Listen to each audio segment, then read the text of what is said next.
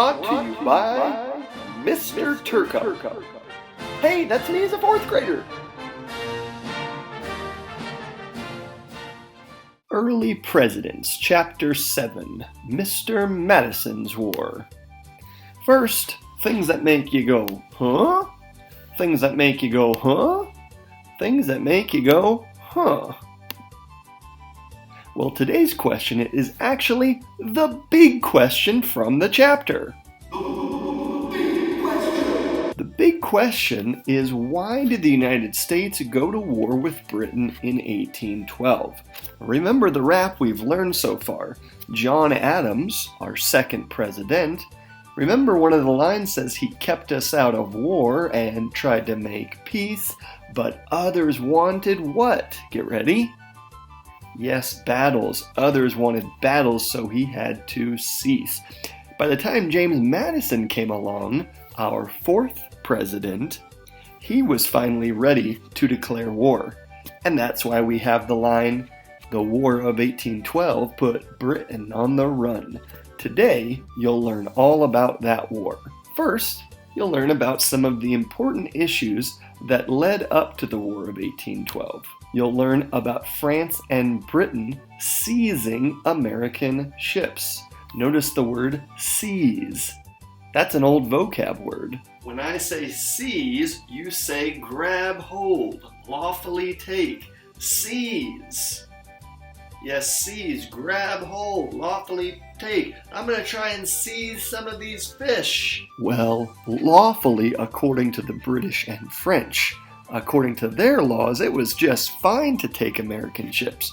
But as you can imagine, America sure didn't see it that way. Next, you'll learn about the British impressing American sailors. Hey, American sailors, look what I can do. Woo! Hey, look over here. Are you impressed yet? Not that kind of impressing.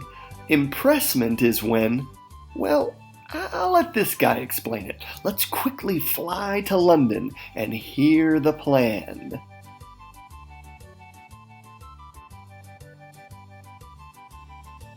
Here's what we're gonna do. See, we're gonna stop the American ships on sea. See, then we're gonna kidnap their sailors. See, then we're gonna force them to work on our ships for free. See, that's impressment. See? So that's impressment. You'll want to remember that term. An embargo is when you don't trade any more with another country. Kind of similar to what some people did during the American Revolution when they declared a boycott on all the British goods. Remember that? Who were the ones who started that again? That's right, it was the Sons of Liberty! The Daughters of Liberty? Next, you'll learn about some important events that took place during the actual War of 1812. It got started in 1812, and that's why we call it the War of 1812. Oh, I get it now.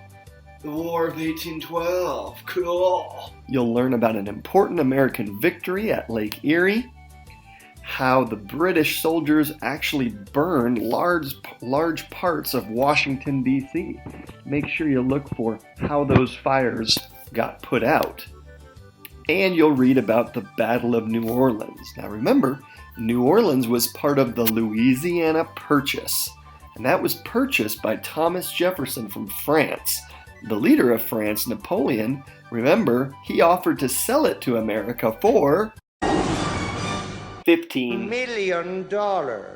Yes, and that doubled the size of America overnight. Review time. Pause the video and read the chapter, then come back and let's see what you've learned. What is the act of seizing sailors to make them serve against their will, basically kidnapping them and forcing them to serve as sailors in a navy? Impressment is right. Here's an example of what it might have looked like. Impressment. This is so unfair, bro. Better call the wambulance. Ha ha ha ha ha. Next, a government order that limits or stops trade is called an Embargo is right. And just as a quick reminder, the president who ordered that embargo was Thomas Jefferson. He may have said something to the effect of, "Hey Britain, hey France, we're not trading with you, naughty naughty boo boo." The complete stopping of trade is called an embargo. Of course, not everybody was excited about this idea, especially American farmers. Yeah, so the only problem there is how am I going to sell my corn, you know?